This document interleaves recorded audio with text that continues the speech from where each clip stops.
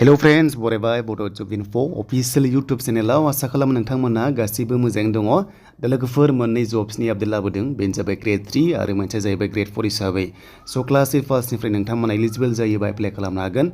दा बे भेकेन्सिया बबेनिफ्राय फैदों होनोब्ला जों गासिबो डिटेल्सखौ नायगोन। बेनि सिगां नोंथाङा चेनेलाव गोदानैब्ला स' नोंथांमोना साबस्क्राइब खालाम मानोना गोबां साख्रि फैगासिनो दङ आरो नोंथांमोननि फर्मेलिटिया थाबैनो जासिगोन। जायफ्रा पुलिस फरेस्टआव नोंथांमोना रानिं खालामगासिनो दङ 10 मेनि सिगां नोंथांमोना साख्रि मोननाय जागोन।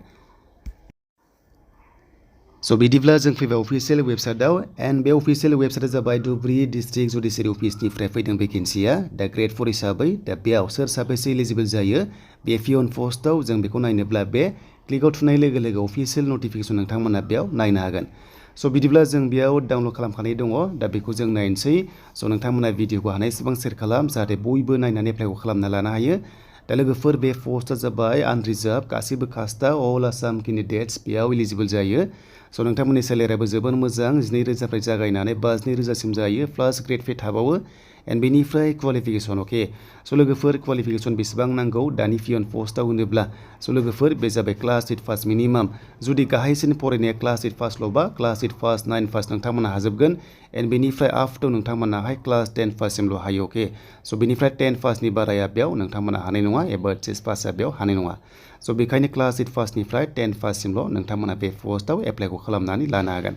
स' बेनिफ्राय हाउ टु एप्लाइ होनोब्ला नोंथांमोना स्टेन्डार्ड फर्म मोनोना बेखौहाय फिलआप खालामनानै स' नोंथांमोना स्पिड पस्ट एबा बाय पस्ट नोंथांमोना हरनो हागोन नङाब्ला डाइरेक्ट थांनानै नोंथांमोना हैनो हागोन। बेखायनो गासैबो नोंनि डकुमेन्ट्सखौ जेरक्स कपि खालामनानै सेल्फ एटेस्टेड होनांगोन एन्ड बेनिफ्राय फट' कपिस नोंथांमोना हरफानांगोन नोंनि फट'खौबो हरनांगोन आरो बे फर्म फिलआपआव नोंनि मेल आइडि आरो फन नाम्बारखौ होथारनांगोन मानोना नोंखौ लेंहरगोन नालाय कन्टेक्ट खालामनो जेब्ला साख्रिया जायो बा नोंथांमोना एग्जाम जायो। स' बेखायनो स्टेन्डार्ड फर्मआव फिलआप खालामनानै नोंथांमोना एनभेलपआव सोनांगोन आरो लिरनांगोन एप्लिकेसन फर दा पोस्ट अफ पिअन होनांगोन आरो बिनि ड्रप बक्सआव हैनो हागोन नोंथांमोना जायफ्रा खाथिनि लकेलिटिया नाथाय गोजानब्ला स' नोंथांमोना स्पिड पस्ट खालामनो हागोन। बे एड्रेसाव दंखायो नै पिन नाम्बार दंखायो बेनि लास्ट डेटआ 15 मार्चसिम अके। स' नोंथांमोना जाहाथे बेखौ होयो आरो बे एप्लाइआ जाबाय अनलाइन जानाय नङा अफलाइनसो जागोन। स' बेखौ नोंथांमोना मिथिखाबाय क्लास 8 पासनिफ्राय 10 पाससिमा बे पस्टआव नोंथांमोना एलिजिबल जागोन। दा सिलेक्सन प्रसेस होनोब्ला स' नोंथांमोनखौहाय इन्टारभिउल' लागोन बेनो जाबाय भाइभा टेस्ट लानाय जागोन एग्जाम गैया दे। स' बेयाव एग्जाम गैया नोंथांमोनखौ खालि भाइभा टेस्टल' लानाय जागोन। जायफ्रा सर्ट लिस्ट जायो नोंथांमोनखौ लिंहरगोन एबा नोंथांमोना कल फैगोन आरो नोंथांमोनखौ अफिसियेल साइटआव होगोन होनना बुंदों नामखौहाय। स' बेयाव नोंथांमोना जाहाथे नायो आं लिंकखौ डिसक्रिपसनाव होना दोनबाय। देन बेनिफ्राय जों दानिया नायनोसै फैदो ग्रेड 3 पस्टआव सोर सोर एप्लाइ खालामनो हागोन जों दानिया नायनोसै।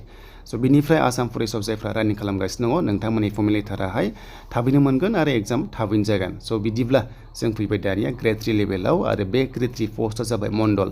स' नोंथांमोना लट मण्डलाव जायफ्रा एलिजिबल जायो एप्लाइ खालामबानो जाबाय। स' बेखायनो जों नायनोसै फैदो अफिसियेल नटिफिकेसन। दा लोगोफोर बे जाबाय अफिसियेल नटिफिकेसन गासै पस्टआ 18 दङ बेनिफ्राय STPआव गैया अब्लाबो स' नोंथांमोना आनरिजार्भआव एलिजिबल जायो बेखायनो बयबो खालामबानो जाबाय जायफ्रा इन्टारेस्टेड दङ मण्डल साख्रि मावनो। नाथाय बेसेबां क्वालिफिकेसन थायोब्ला मण्डल साख्रि मोनो जों दानिया बेखौबो मिथिनांगोन। दा बैसोआ 18 years minimum and maximum 40 years नाथाय STफ्रा 45 सिम हायो। दा बेनिफ्राय नोंथांमोना 10 बेयाव भेकेन्सि मोनदों आनरिजार्भआव बेयाव ST हिसाबै एलिजिबल जायो। देन बेनिफ्राय 10 पास खालामनांगोन नोंथांमोना 10 पास मिनिमाम।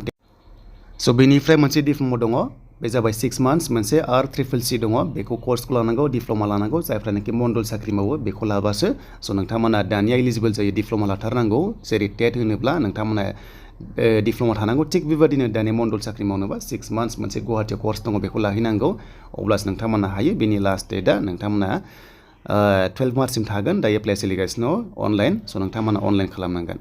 दा लिंकआ बेनो डिसक्रिपसनाव दङ। दा लोगोफोर भिडिअखौ नायनानै मोजां मोनोबा लाइक कमेन्ट शेयार आरो गोदान साख्रि फैगासिनो दङ पन्चायत लेभेलाव ब्लक कर्डिनेटर स' जेब्ला अफिसियेल नटिफिकेसन फैजोबो अब्ला गासैबो डिटेल्सखौ नोंथांमोना मोननो हागोन।